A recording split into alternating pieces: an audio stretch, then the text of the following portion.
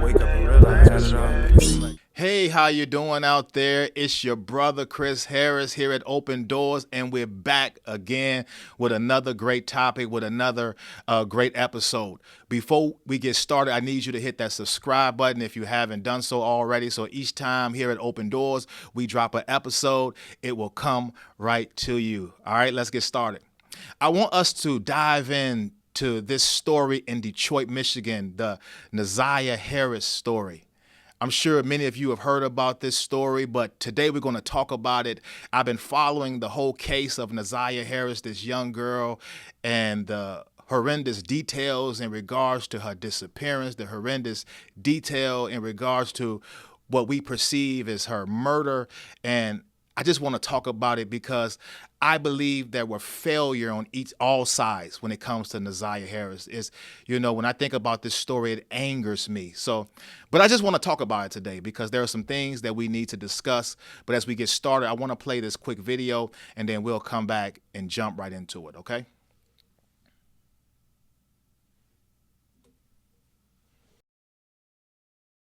You know, the murder of Naziah Harris has captured national attention. Her body never found, but we have learned so much about what detectives believe happened to her in the time leading up to her murder. Tomorrow morning, the case moves to Wayne County Circuit Court, where the man accused of killing her, Jarvis Butts, will be arraigned on murder charges. Our Sean Lay has covered this case since his arrest, and tonight takes us inside the case. Sean? 3 names to remember here. Zion Foster, Detroit teen. There was a search for her right at its very Lenox Township landfill. Now, Ashley Elkins, there's a search going on for her right now at this same landfill. Naziah Harris, there was not a search here at the landfill. A chief investigator on that case is also here, however. There's a search for her Metro Detroit wide. Let's focus on Naziah Harris right now and catch you up on the things you did not know about that disturbing case. Detroit should never forget the name Naziah Harris. Now, just take a moment and look at the last photo taken of this child. Naziah Harris was a child. She was 13 years old. Study her face. Look at the light in her eyes. Naziah took this final photo of herself at school January 9th, 2024. She was never seen again. Prosecutors believe she was pregnant. She was brutally murdered. The child's body has never been found. When charges were brought, Wayne County Prosecutor Kim Worthy highlighted this photo in a heartbreaking way. She is smiling and waving and saying hello. But little did she know that she was really saying goodbye. The next thing Detroit should never forget is how 36th District Court Judge Aaliyah Sabri at a hearing last week called out many adults in Naziah's life, saying they also failed this child. From what I have heard over the last 4 days and 5 days total, is that several people failed her. I don't know where her mother is. I don't know anything other than that she was forced to live in a home where she was not protected or given the adequate attention and love.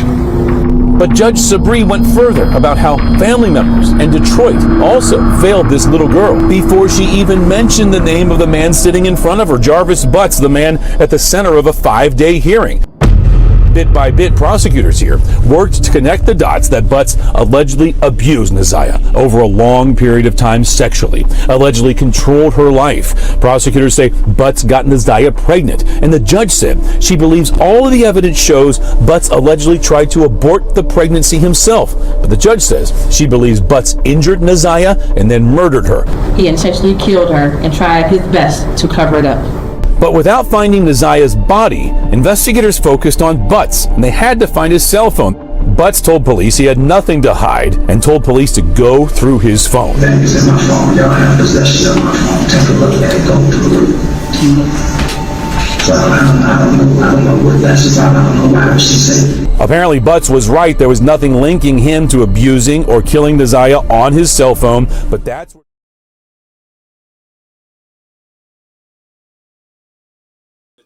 from his phone. I want to stop it there. That's one thing about, let me say this quick. That's one thing about cell phones. This guy who they charged, the boyfriend, the baby daddy of the auntie of Naziah, he thought he had a clean alibi. He thought that, I erased every message. But what you don't realize, dummy, is that anything that you erase is not erased forever. That experts can go in there and pull those messages. So he thought he had a clean slate. He thought he got away, but you can go back in there. Once it's deleted off your phone, it's in the cloud. You can go back on there and still pull those messages. But I want to talk about this case, Naziah Harris, because a 13-year-old girl, I have young daughters at home. Even for me, her last name is Harris. We might even be, some kin along the way. But just reading about the case, watching the video, just hearing testimony in the preliminary hearings and just doing my research, this case bothers me in so many ways. Because when I hear the details, there was failure on every side when it came to this young girl, Naziah Harris. So January 9th, 2024, it's a school day. Naziah Harris, who usually gets home at 3 p.m. after school, didn't come home. And the part to me that bothered me, so Naziah Harris, her grandmother adopted her. As the judge said that you saw in the video, there was no information about her mother. She doesn't live with her mother. I saw a preliminary testimony where the grandmother said that she doesn't deal with the mother. So there was something there where the grandmother had to adopt Naziah. And also her other daughter, which is Naziah's auntie, and her children, they live in the house as well. And maybe there are some more kids and some more family members in the house. I don't know. But January 9th, this 13-year-old girl doesn't come home. The next day is when the grandmother goes to call the police. Now, I understand people say, well, you're supposed to wait 24 hours for call in for someone missing to the authorities. But this is a 13-year-old girl. From what I've heard from the accounts, been watching the whole case, she never had a history of running away. She never had a history of not coming home. So my 13-year-old daughter doesn't come home. Oh, we camping at the police station. 13-year-old girl, you're not going to wait till the next day? Someone who doesn't have a history, even if she has a history. We going to the police station, we going to find her, and I'm going to whoop her behind. Because you know better. But as a parent, and she was her adopted mother, I don't understand that, how you can go to sleep. The auntie who's an adult, you all can go to sleep knowing this baby hasn't come home from school at 3 p.m. It's nighttime and we'll wait till tomorrow. No, we're going right now. We're going to stay and position ourselves at the police station. They're going to go out there and look for my baby. Come on. But anyway, January 9th, this young girl doesn't come home. The next day they go to the police station and they report her missing. And after all investigations, just to kind of summarize, after all the investigations and eyewitness testimony and the evidence, it points back to this gentleman, Jarvis Butts. Jarvis Butts is the father of the kids of the auntie who stayed in the house for Naziah's auntie, who I said stayed in the house. So he's the kid's father, he's the boyfriend, and everything points back to him. This case bothered me in so many ways. Now, you saw the judge when she was saying there was negligence on every side. She named the school system because there were reports that Naziah, the day that she was last seen, the day that she was missing, that reportedly that she had told the school she was having stomach pains. Now, from the text messages that they pulled from Naziah and Jarvis, there was conversation that she was pregnant. This 13-year-old girl. Now, if you go to YouTube and type in the name Naziah Harris and they'll pull up court testimony. They had investigators who were at the preliminary hearing and they were testifying to the text messages that they were able to retrieve between Jarvis Butts, this pedophile, and this young girl. And it will make you want to vomit. She was 13 years old when she disappeared. But text messages show that they had a relationship for probably 2 years before that. So the girl was 11 years old. This man is 40, a grown man. They had a sexual relationship. This man groomed this young girl and preyed on this young girl and molested and abused this young girl. The testimony for the aunt, because I watched the court hearings on YouTube and I was doing my research, the testimony for the aunt said that Jarvis Butts had known Neziah, had been around since she was 2 years old. And the thing that bothers me about this, and like I said, you saw the judge was saying that everyone failed her. She called out the school system. She called out Child Protective Services.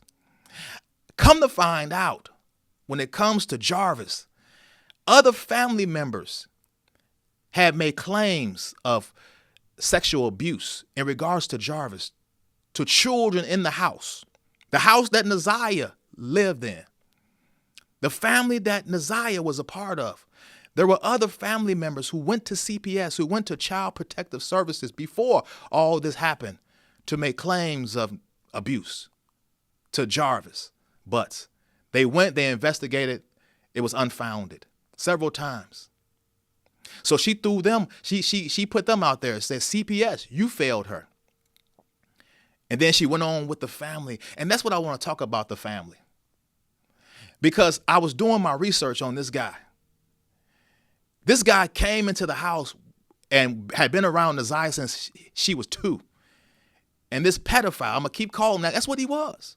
He was a sexual predator from 2 years old, had groomed her, had preyed on her and abused this girl. We don't know. They said that text messages show from 2 years, but it could have been before that. It makes you sick. It makes me sick. But here is the thing, though.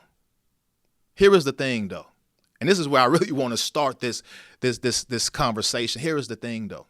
Because I'm looking at reports about this gentleman, Jarvis Butts. He had been to prison for rape in 2005, I believe.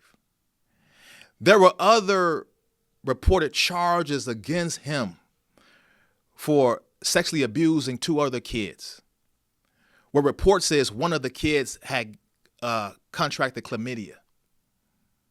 He's a sexual predator. He's a registered sex offender from a case from 2005. I think he spent 8 years or so in prison for that case. And there are charges for him abusing 2 other kids. How in the world was he allowed in your house? That's what bothers me. That's what makes me furious. How in the world is this predator, when you see the cases, when you see, now I know people will say, well, everybody deserves a second chance, and I agree wholeheartedly. But when you know the history of this man, there is no way you will allow this man around children, around your kids. I'm listening to the testimony in court, and they're saying this man was at the house, unsupervised.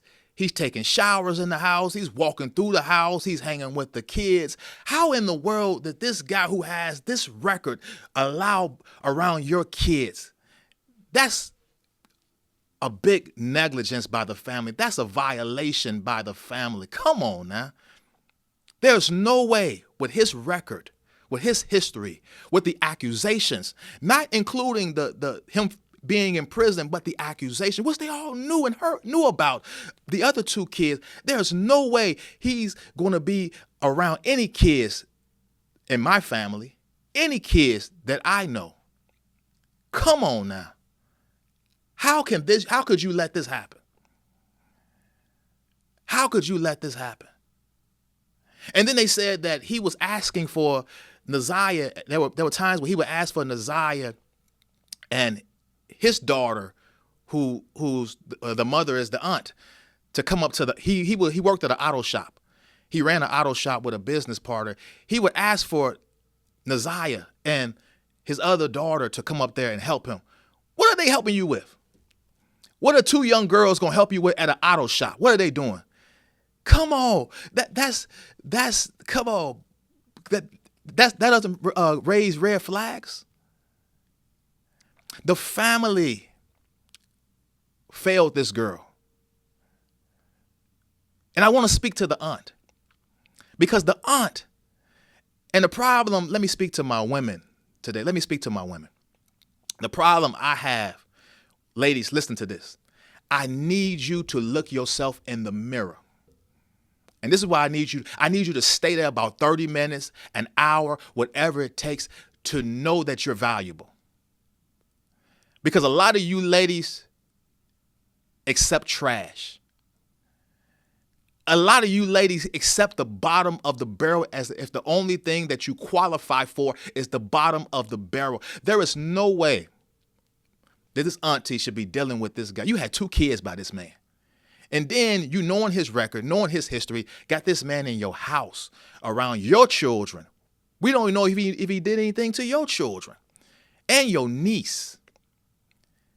And and probably other kids who came in there. And you got this man there like it's nothing. And you dealing with this man. And they said this man had a reputation with sleeping with different women and running around. And you still dealing with him. Still allow him around your family. Still allow him around your house. You're better than that. Look yourself in the mirror. There are a lot of ladies who do this. You date men who are no good, and you leave these men around your kids, and then when they beat your kids to death, then when they molest your kids, you look like you don't know what's going on because you're settling for trash. You're settling for the bottom of the barrel when you're worth more than that. Stop thinking you're not worth more than that. And stop saying there are no good men. There are good men out there. Wait on God.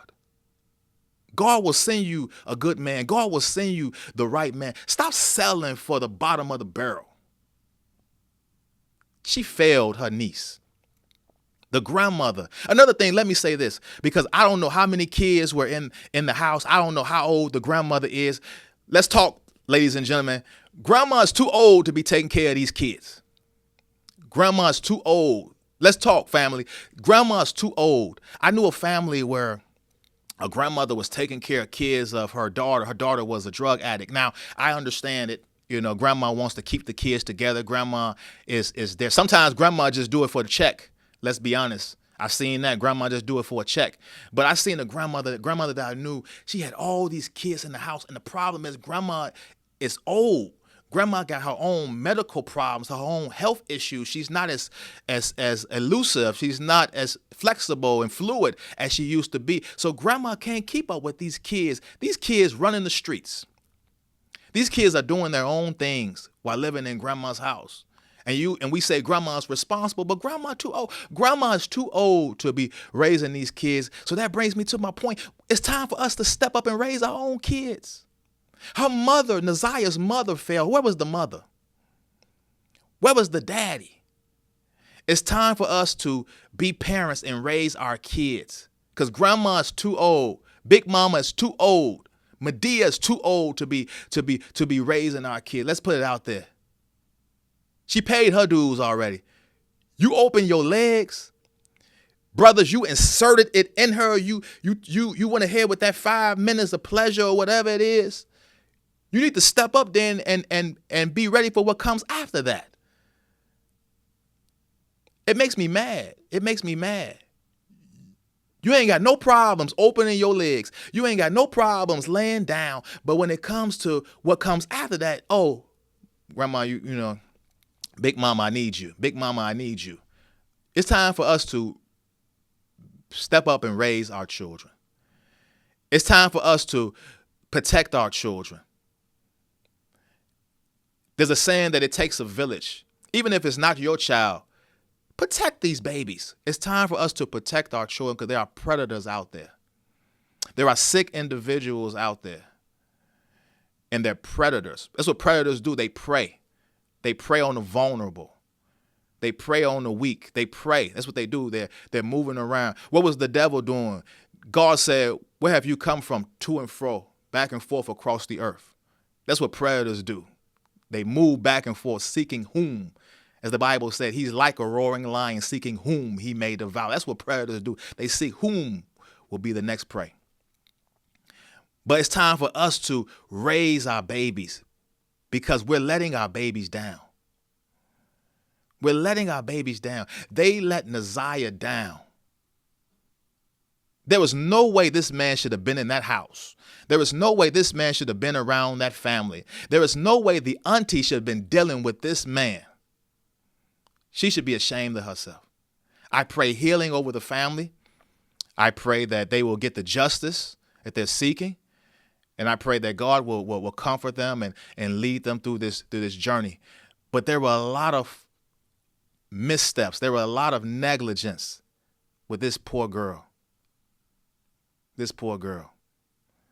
A lot of negligence. No way this man should have been there around any kids with his history. Shame, shame, shame. What do you think about this topic? Like I said, if you haven't, read up on this, go to YouTube, Google it, Naziah Harris in Detroit. You'll find all the information. You'll see, if you go on YouTube, you'll see, the clips for the preliminary hearings and the testimonies. You'll see other podcasts talking about the subject. But this young girl was failed. They failed her on every side because nobody stood up for her and protected her. We don't know how long the abuse was going on. We don't know how long. And the family they still haven't found the body. But there's probable cause, all the evidence, the text messages and everything. This grown man was abusing this baby. If you look at the court case, and like I said earlier, the investigators reading and talking about and describing the messages, the conversation that a grown man was having with a baby, it will make you want to vomit. It's not for everybody. I'll say that right now. It's not for everybody. It might make you sick. So pray before you watch that, because it made me sick to my stomach because I have daughters. But where was the family? Where was the mother? Where are the men around this girl? Young girls need men, real men to stand up. Uncles, where are the uncles? Where are the men? That's why I'm an advocate for men stepping up and being mentors. Young boys need men. Young girls need good men to know so they can know what a good man is. Young ladies need women so they can know what a good woman is and what they need to do, a template, a blueprint for them as they grow up on what a woman should be, or how a woman should carry herself, or how a woman should walk. Naziah lived in that house, but didn't have anybody. She was alone. Because nobody was there to protect her. Nobody there was to help her. And the signs were there. You mean to tell me this young girl, and she was pregnant. This young girl was there. Ladies know. I live in a house with a bunch of ladies. You know when somebody has missed their period. And come on, women's intuition, you know. They were blind, and they let this girl down. That's all I have for you today. I would love to hear your 2 cents in regards to this story. It breaks my heart, but we have to protect our babies. We have to protect our children. They need us. They need us to stand up for them. That's all I have for you. I would love to hear your comments. Before I get out of here, I want to give a shout out to the Dream Team, Blessed Dreams Production, my boy Alfred, Eyes Have Not Seen, my sister Marilyn. Remember to connect with me on Instagram, YoungKing1982. And to the next time another episode drops here at Open Doors, be blessed. Talk to you soon. Don't ever take nothing for granted, man. Hey, you gotta wake up and realize